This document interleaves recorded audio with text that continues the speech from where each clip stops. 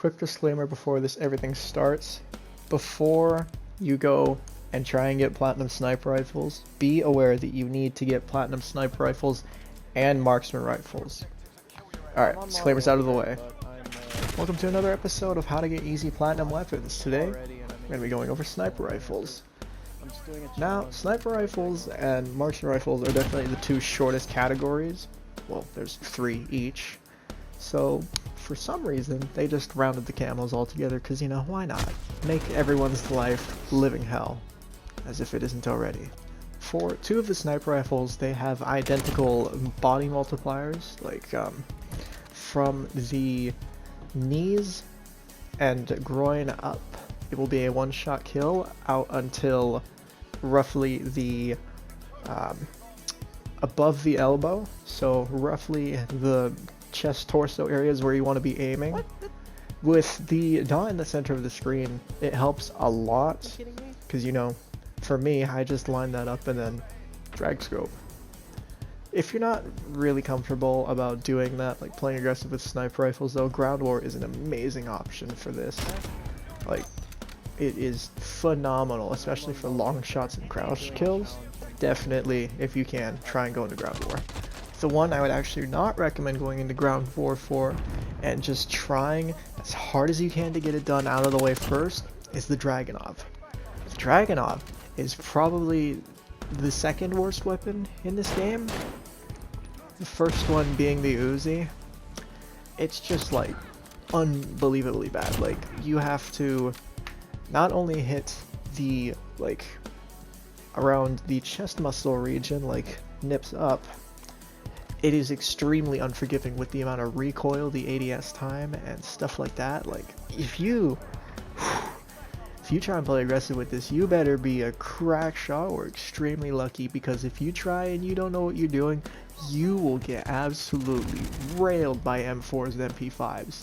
Like, it is ungodly bad if you're not hitting those chest shots. It is so dependent on that, like, you know, if in any other situation you could, like, you know, use a range increasing barrel and, you know, that would fix the problem, but not with the Dragunov. You have to play, like, you can't use it like a sniper rifle.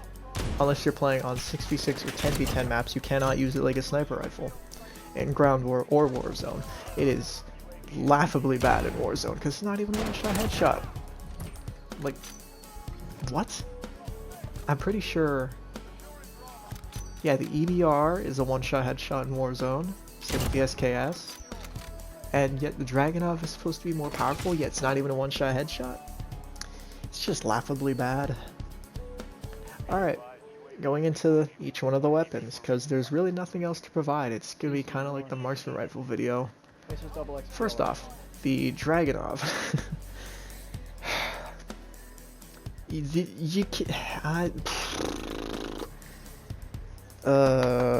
It's really bad.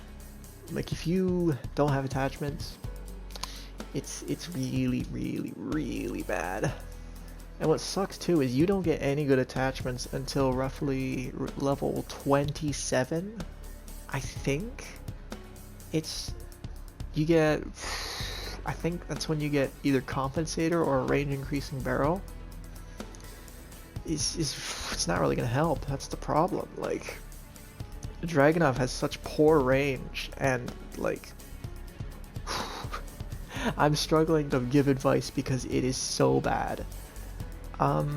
Something I guess you could do is, if you're on a map like Crash or Shoot House, or like a map with a long sight line, you're not gonna like this, but unfortunately you're just gonna have to find a claymore, find a corner, and mount up, because you cannot get kills any other way without attachments. It's undoable. Like, you just can't. Just don't do it. Alright, on a more positive note, the AX50. I know it's not in order, but I feel like I should cover the AX50 before the HDR, because this one, as you're seeing in the gameplay, is extremely fun to use aggressively. Like, this is the quick scoping sniper rifle. I thought it was the HDR, but I was very wrong. This weapon has very good attachments, especially the ones that help in the ADS department. It helps very much. So if you're trying to make an ADS build, I would use the Syngard Arms Assassin stock, or the ADS increasing stock, the shortest barrel, the stippled pistol grip, the tac laser, and the VLK 3X optic.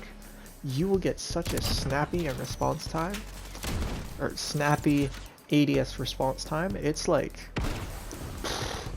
it is better than the Kar 98, which is widely used and widely considered one of the best weapons in the game. This tops that. Now, if you're trying to play it for range, there is a drop-off. This will not be a one-shot to the torso or chest at very long range.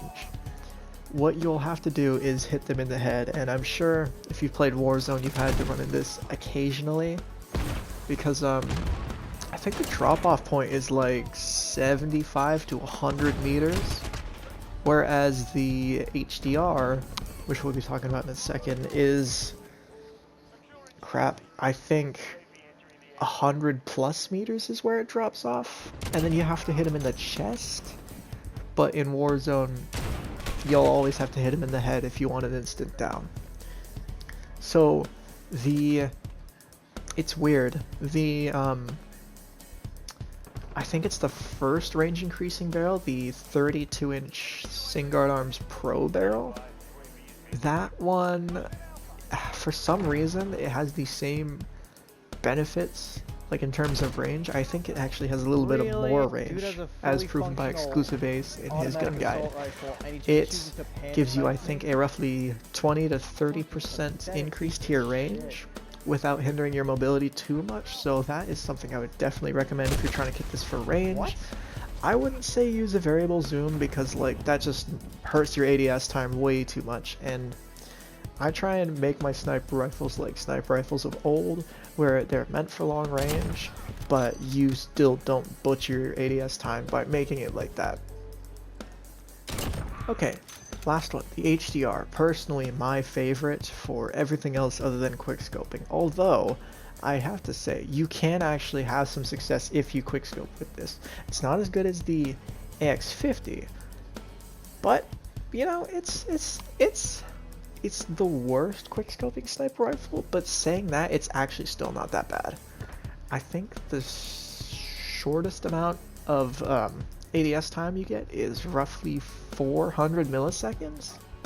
A little more, a little less, but even still, for a sniper rifle that carries over its range and one-shot kill potential a lot farther than the AX50, I say that's definitely an extreme advantage. Now, with the HDR, you can kit it one of two ways. You can either kit it like A for quick scoping without sacrificing your ability to make those long range shots, because there's one attachment and one attachment alone that basically turns this weapon into a hit scan, and it's the 26-inch Pro barrel. Okay, I have to say this right off the bat, do not use the bull barrels. They actually don't provide any real benefit. Recoil control on a sniper rifle is not needed at all. It's minimal, like in terms of efficiency. Like you're better off ADSing, taking a shot. If you miss, you run, try and get to some other advantage point, and then try and take the shot again. But you get all the benefits like of added recoil control with the Pro barrel, with the basically hit scan ability. Like you, at 100 plus meters, you have to just line up that triangle right above their head like a hat, and you'll be nailing headshots all day long.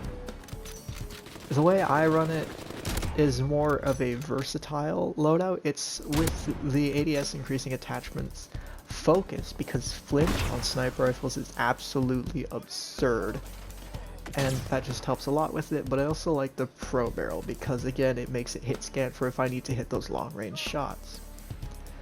Alright, well, I tried making that shorter and sweeter than the last one. I'm still boggled that it's 250 views and climbing. Like, holy fuck, that's amazing, and I thank all of you for doing that. So if there's any questions, concerns, comments, tips, leave it all down there in the comment section below, and I will sure to add my 2 cents or thank you and congratulate you for something that you have thought of that I have not. So thank you all for watching, and I'll see you next time. Next one will be the melee weapons.